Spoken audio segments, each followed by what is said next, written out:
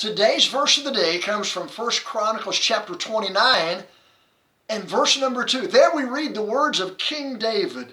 Now I have prepared with all my might for the house of my God the gold for things to be made of gold, and the silver for things made of silver, and so on. What house of God was David referencing? The temple. You say, well, David didn't build the temple. That's right. David had a desire to build a house for God, and God said, no, you're not going to be the man. Your son Solomon will build the temple. Now, to his credit, David didn't pout.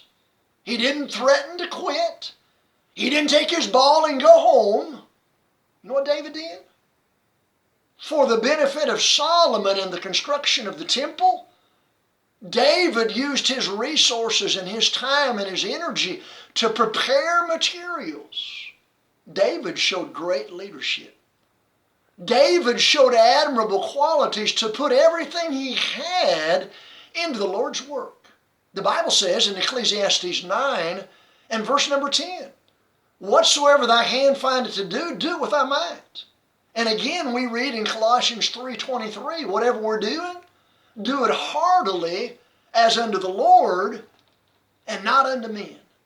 David gave us a good example of putting everything he had into that work.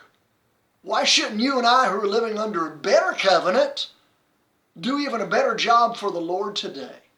Today's verse of the day, 1 Chronicles 29 and verse 2.